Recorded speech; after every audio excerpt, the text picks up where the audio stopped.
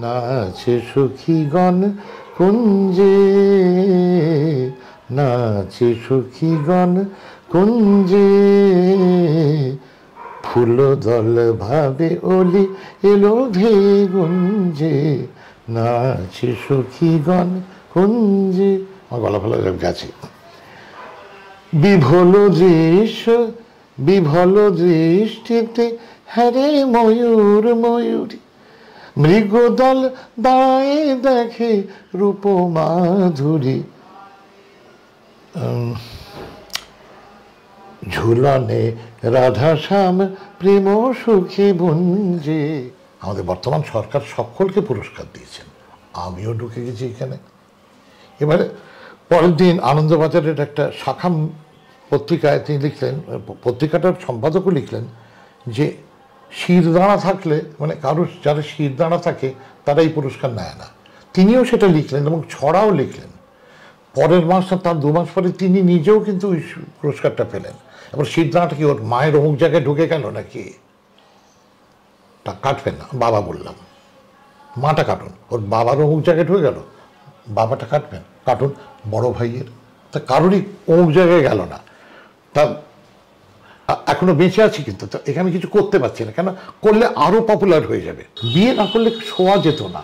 আমি মেয়েদের সম্মান করে তাই বিয়ে করেছি, অর্থাৎ আমার বুদ্ধি কম। রবীন্দ্রনাথ এই যে গানগুলো দিয়েছেন তাই নিয়ে আমাদের কোনো ঔৎসুক্য নেই, কিন্তু রবীন্দ্রনাথ কি করে বিলিতি সুরগুলো দিতেন, কি বাজাতো পিয়ানো, বাড়িতে কি ছিল, উনি কি শিখেছিলেন?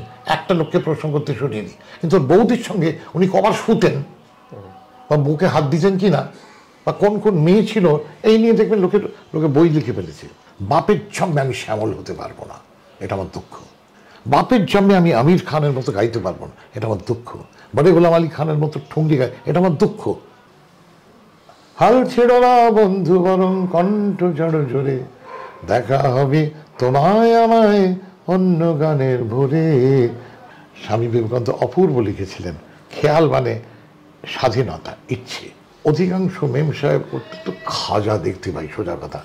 রাস্তায় বেরোলে কুকুর তারা করবে, কিন্তু নতুন কিছু হলেই শুধু অনিমেষ খাচ্ছেন জল, অনিমেষ খাচ্ছেন জল, তোরা নামতা বল, এরকম হলে আমার গান হয়ে গেল না, তাহলে বয়াকার ল হবে। একটি চড় মারলে ওইখানে গিয়ে পড়বে আমার 76 বছরের মার, যেমন বিদ্যাসাগরের মুন্ডু উড়িয়ে দিয়েছে এই লোকগুলো। সুমন চট্টোপাধ্যায় কেন কবির সমান হলো, সেটার অনেক গল্প শুনতে পাই। হ্যাঁ, একটা গল্প আমি বলি, যে সাবিনাকে বিয়ে করার জন্য, হ্যাঁ, সাবিনা ইয়াসমিন একজন মুসলমান মহিলা, তাকে বিয়ে করার জন্য, হ্যাঁ অসুবিধা কি, সহধর্মিনী বলে, সহধর্মী হতে পারে না? সহধর্মিনী হয়, আমরা বলি আমার সহধর্মিনী, সহধর্মী হতে পারে না? খুব তো এখন নারী অধিকার, নারী করাটাও খুব বিরক্তিকর লাগে, অন্যরকম আজে বাজে কথা মনে হয়। নর কি বলি, এ 2 নর কথা হচ্ছে, ঘরে 1 2 3 4 5 6 6টা নর বসে আছে, আমরা বলি। তা আনো ঢুকলেই 6টা পুরুষ, একটা নারী ঢুকলো, আমার বিরক্তিকর, আমার জায়গাটা স্থূল মনে হয়। না, কোনো মহিলার জন্য আমি, কিন্তু আমি রাজি, আমি এই মুহূর্তে বাই ফেথ অফিসিয়ালি মুসলমান। তো ঘরে আবার সরস্বতী দেবী আর কালী মূর্তি হ্যাঁ, আছে, আমার বাড়ির লোক তো, আর এটা তো এনার পুজো আমি করি। আচ্ছা, এ কিন্তু মা না, আমার মা উনি, উমা ভট্টাচার্য আমার মা, এই মা না।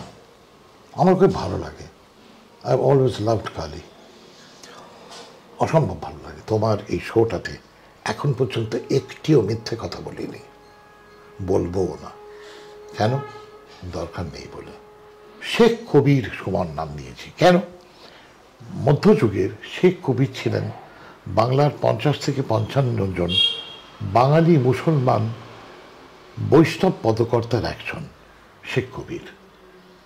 এই কদিন আগেই আমি ফেসবুকে একটা পোস্ট করেছি ওর লেখা। তা উনিও গান লিখতেন, আমিও গান লিখি। মাকে বললাম শেখ কবির সুমন, মা বললেন শেখ তোর ব্যক্তিত্বের সঙ্গে মানাচ্ছে না, কবির সুমন। ভাবলে কেমন লাগে না? ঠিক, মানে এইটুকু মানুষ আমার সমালোচনা করে, 4 অক্ষরের বোকাগুলো জানেও না আমি জীবনে কি করেছি, কটা কাজ। মাংস আমায় ডাকে, মেয়েদের শরীর আমায় সারাক্ষণ ডাকে, কিন্তু আমার শরীর বুড়ো হাবড়া, ঘাটের মরা। আমার শরীর আর জাগ্রত হয় না, কিন্তু ভালোবাসা জাগে, প্রেম জাগে, লোভ জেগে থাকে, লালসা আমায় ডাকে, আয় আয় আয়। তার তুমি বলেছো ব্যর্থটার কোথায়? আমি সেভাবে কাউকে ভালোবাসতে পেরেছি? আমি যে গানটা শোনাতে চাইছি পাচ্ছি না। আমার কথা বুঝতে পেরেছো? সেই সুরটা নেই। আমার যদি খোদা আর একটুখানি দিতেন, মানে ধরো এই কালী সারা কি জন্য যে বসে আছে ঘরে কে জানে, আমায় যদি একটু থাকতে দিত, বা সরস্বতী সাল প্রত্যেক বছর পুজো করি, ফুল ছুড়ি, এটা ওটা দিই, সবই করি, তাকিয়ে আছে দেখো সামনে নিষ্প্রিয়। যদি একটুখানি মানে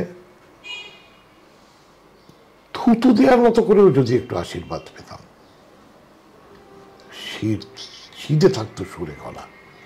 বসন্তের দেখো দেখো রং, রং দোল খেলা, রং মাখা সং, সবই জানা হয়ে গেছে আগে, এখন অচেনা রং দেখি।